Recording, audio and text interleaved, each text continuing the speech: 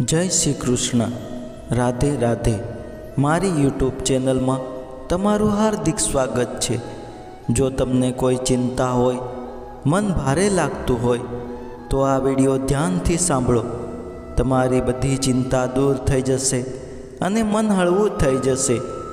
ભગવાન શ્રી કૃષ્ણ કહે છે, કોઈ આપણું ખરાબ કરવા ઈચ્છે છે તો એના કર્મોમાં લખાઈ જવાનું છે. આપણે શું કામ કોઈનું ખરાબ વિચારીને આપણો સમય અને કર્મ ખરાબ કરવા. જે છે જેટલું છે એમાં ખુશ રહેવું જોઈએ, કેમ કે જરૂરથી વધારે મળતો પ્રકાશ પણ માણસને આંધળો કરી દે છે. કર્મના બીજ સારા હોય કે ખરાબ, સમય આવીએ વૃક્ષ બનીને ફળ જરૂર આપે છે. કમાવાવાળાને ખબર હોય છે પૈસાની સાચી કિંમત. બેસીને ખાવાવાળા તો એને હાથનો મેલ કહી દેતા હોય છે. સત્યની ભૂખ તો બધાને હોય છે, બસ પોતાના ભાણામાં આવે એટલે કડવું લાગે છે.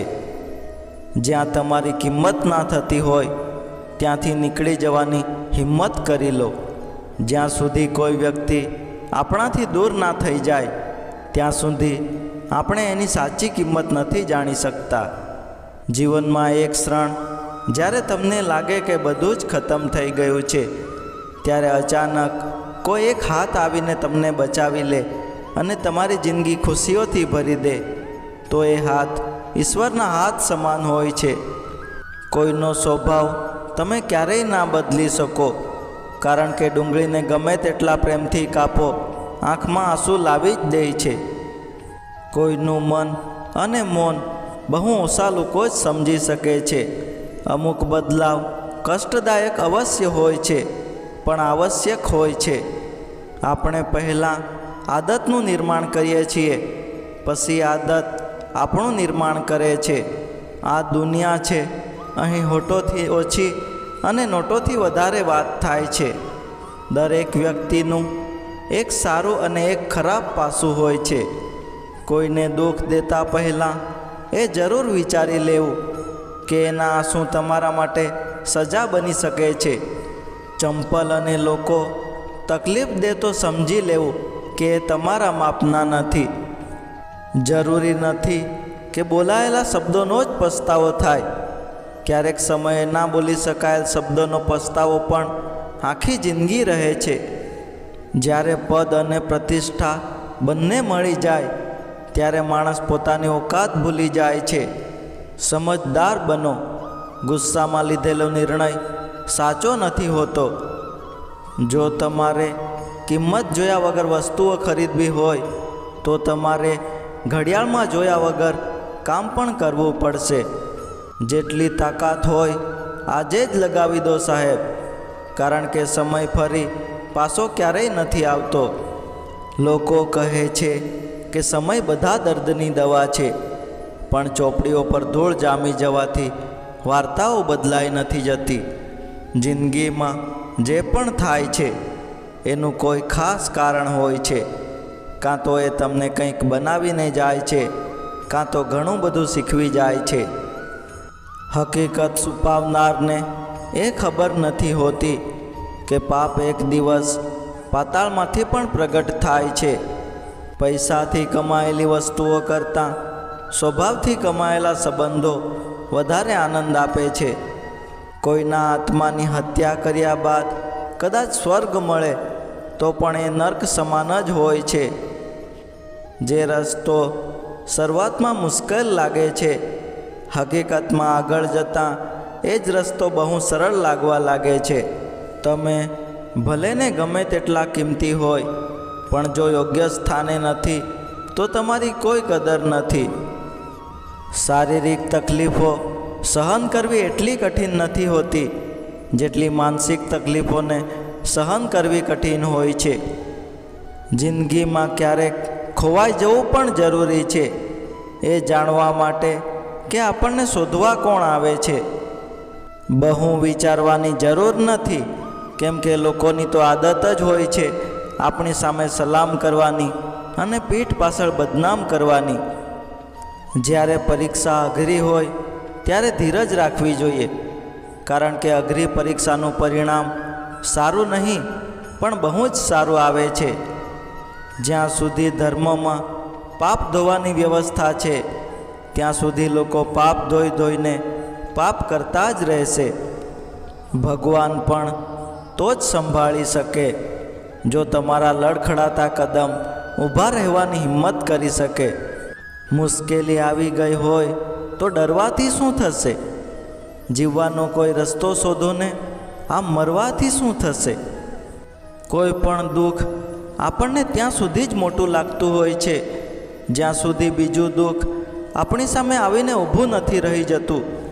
થોડા સમયના આરામ માટે તમને મળેલી તકને ના ગુમાવશો. તમે જેટલો તમારા મગજનો ઓછો ઉપયોગ કરો છો એટલો જ વધારે તમે તમારા મોઢાનો ઉપયોગ કરો છો. જીવનમાં આ બે લોકો હંમેશા અસફળ થાય છે.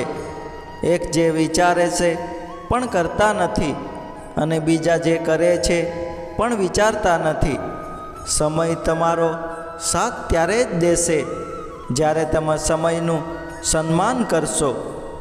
ભગવાન શ્રી કૃષ્ણએ કહ્યું છે કે જો નુકસાન થયું છે તો ભવિષ્યમાં લાભ પણ થશે અને જો દગો થયો છે તો આગળ જઈને હિસાબ પણ થશે. સમજણની બહાર પણ એક દુનિયા હોય છે જે હંમેશા દુનિયાની સમજણ બહાર હોય છે. તમારી પાસે અત્યારે જેટલો સમય છે એનાથી વધારે સમય ભવિષ્યમાં ક્યારેય નહીં હોય. બસ ધીરજ રાખો. સાચો સમય આવશે ત્યારે તમારી પાસે એ બધું જ આવશે જેના માટે તમે મહેનત કરી છે. દુનિયાના સમુદ્રમાં તમે શાર્ક છો અથવા માછલી છો. હવે નક્કી તમારે કરવાનું છે કે તમારે શું બનવું છે. કોઈએ માટલાને પૂછ્યું કે તું આટલું બધું ઠંડુ કેમ છે? માટલાએ સરસ જવાબ આપ્યો કે જેનો ભૂતકાળ માટી અને ભવિષ્ય પણ માટી, એને કઈ વાતની ગરમી હોય? તમારું સ્વાભિમાન જો કોઈને અભિમાન લાગતું હોય તો ભલે ને એને લાગવા દો. સમય વિપરીત હોય ત્યારે શાંત રહેવામાં જ સમજદારી હોય છે. કેટલાક લોકો એવા બિલકુલ નથી હોતા જેવા એ દેખાવાનો પ્રયત્ન કરતા હોય છે. આવા લોકોથી હંમેશા બચીને રહેવું. જે સમજવા નથી માંગતા એને ગમે તેટલું સમજાવી લો, એ ક્યારેય નહીં સમજે. પરિસ્થિતિને એવી ના થવા દેશો કે તમે હિંમત હારી જાઓ, પણ હિંમત એવી રાખજો કે તમારી સામે પરિસ્થિતિ હારી જાય. તમને દુઃખ આપે એમને ભૂલી જાઓ, પણ તમારા દુઃખમાં તમારી સાથે ઊભા હોય એમને ભૂલવાની ભૂલ કરશો તો ભગવાન પણ તમને ક્યારેય માફ નહીં કરે. આજકાલ ધૂળની જેમ ઉડતી રહે છે અફવાઓ. સત્ય જાણવા માટે થોડી ધીરજ રાખવી પડે છે. તમે સૂતા હોય છતાં તમારી કમાણી ચાલુ હોય એવો કોઈ ઉપાય જો નહીં શોધો તો આખી જિંદગી કામ કરવું પડશે. પુણ્ય જો સપ્પર ફાડીને આપે છે તો પાપ થપ્પડ મારીને પાછું લઈ પણ લે છે. આ દુનિયામાં સમય જ એક એવી વસ્તુ છે જે બધાને સરખી મળતી હોય છે. પરિવાર અને સમાજ બંને બરબાદ થવા લાગે છે જ્યારે સમજદાર વ્યક્તિ મૌન અને ના સમજ બોલવા લાગે છે. જેની પાસે ધીરજ છે તે ઈચ્છે તે પ્રાપ્ત કરી શકે છે. સંબંધ રહે કે ના રહે, સિક્રેટ હંમેશા સિક્રેટ જ રહેવું જોઈએ. ધર્મયુદ્ધમાં કોઈ નિષ્પક્ષ ના રહી શકે. જે ધર્મની સાથે નથી ઊભા સમજી લેવું કે ધર્મની વિરુદ્ધ ઊભા છે. દરેક ડર એક સમય પછી ક્રોધ બની જાય છે. ભૂલ હંમેશા માણસના મગજને ભ્રમિત કરી દે છે. જો તમે ટ્રેનમાં ટિકિટ ના લીધી હોય તો સમોસા વેચવાવાળો પણ ટીટી જેવો દેખાય છે. વાતો નહીં, કામ મોટા કરો, કેમ કે લોકોને દેખાય છે ઓછું અને સંભળાય છે વધુ. ભલે ગમે તેટલું ખરાબ થાય તમારી સાથે, પણ વિશ્વાસ રાખજો કે તેમાં પણ ઈશ્વરે કંઈક સારું જ વિચાર્યું હશે તમારા માટે. બુદ્ધિશાળી માત્ર એ જ છે જે જાણે છે કે એને મૂર્ખ ક્યારે દેખાવું જોઈએ. ઉપરવાળો તમારા કર્મો જોવે છે, દોલત નહીં. એટલે થોડું સમજી વિચારીને કૂદકા મારવા. પૈસા જ સર્વસ્વ નથી, પણ ધ્યાનમાં રાખજો કે આ વાક્ય બોલતા પહેલાં તમારી પાસે ઘણા બધા પૈસા હોવા જોઈએ. ભૂખ બધી જ મર્યાદાઓ તોડી નાખે છે અને પૈસા માનવતાને તોડી નાખે છે. સારા કાર્યો કરવા છતાં જો લોકો તમારા પર શંકા કરે તો તેમને તે કરવા દો, કારણ કે શંકા હંમેશા સોનાની સૂતા પર હોય છે, કોલસાની કાળાશ પર નહીં. બોલેલા વેણ બધા સમજે, પણ જો કોઈ સલકેલા નેણ સમજે તો એ વ્યક્તિ અણમોલ છે. જ્યાં સુધી મનમાં ખોટ અને દિલમાં પાપ છે ત્યાં સુધી બેકાર બધા મંત્ર અને જાપ છે. ઘરના દરવાજા પર ઘોડાની નાળ લગાવવાથી સફળતા નથી મળતી. સફળતા માટે પોતાના બંને પગમાં ઘોડાની નાળ લગાવવી પડે છે. પાછું વળીને જોવાનું બંધ કરો. જે છૂટી ગયું એ તમારું હતું જ નહીં. કોણ કેમ જતું રહ્યું એ મહત્ત્વનું નથી સાહેબ, પરંતુ શું શીખવીને ગયું એ મહત્ત્વનું છે. ક્યારેય પણ કોઈને કમજોર સમજવાની ભૂલ ના કરતા, ખાસ કરીને આપણા દુશ્મનને. બુદ્ધે મહેલનો ત્યાગ કર્યો શાંતિની શોધમાં, અને આપણે શાંતિનો ત્યાગ કરી રહ્યા છીએ એક મહેલની શોધમાં. મતલબી લોકોને પહેલાં ચાંદ દેખાય છે અને મતલબ પૂરો થયા પછી ચાંદમાં રહેલો ડાઘ દેખાય છે. માત્ર સમસ્યા જોઈને જીવનમાં ક્યારેય હાર ના માનો. બની શકે આ સમસ્યાની અંદર જ કોઈ મોટી શરૂઆત છુપાયેલી હોય. જો સમસ્યા મોટી છે તો સફળતા પણ બહુ મોટી જ મળશે. નિર્ણય લેવાથી જો તમે ક્યારેય ડરશો નહીં તો સફળ થવાથી તમને કોઈ રોકી નહીં શકે. સૌથી મોટું જહાજ ટાઇટેનિક તેની પહેલી સફરમાં જ ડૂબી ગયું. એટલે ઘમંડ ના કરો પોતાની જાત પર. સમય ગમે ત્યારે બદલાઈ શકે છે. જે માણસ થોડામાં પણ ખુશ રહેતો હોય છે, સૌથી વધારે ખુશીઓ અહીં એની પાસે હોય છે. બોલવું જ હોય તો અસર કરે એવું બોલો, આડઅસર કરે એવું નહીં. મોડું થવાનો મતલબ એ બિલકુલ નથી કે એ હારી ગયા. બની શકે એ મોટી છલાંગ મારવાની તૈયારી કરી રહ્યા હોય. અહીં બધા જ પોતાની રીતે ચાલાક હોય છે. કળિયુગમાં કોઈને શરીફ સમજવાની ભૂલ ક્યારેય ના કરશો. બધાને સારા સમજવાનું છોડી દો, કેમ કે બહારથી સ્વસ્થ દેખાતા ફળ અંદરથી સડેલા હોય છે. જ્યાં કદર હોય ત્યાં જ ત્યાગ કરો સાહેબ, કેમ કે બપોરે દીવો કરવાથી અંધકાર દૂર ના થાય, પરંતુ દીવાનું અસ્તિત્વ જ ખતમ થઈ જાય છે. કોણ સાચું છે એના કરતાં વધારે ધ્યાન એ વાતનું રાખો કે શું સાચું છે. સમયની સાથે ચાલવું જરૂરી નથી, પરંતુ સત્ય સાથે ચાલો તો સમય આપોઆપ તમારી સાથે ચાલશે. ભગવાનને દાન કરતાં પહેલાં તમારા ભાઈ કે મિત્રની સ્થિતિ જોઈ લો.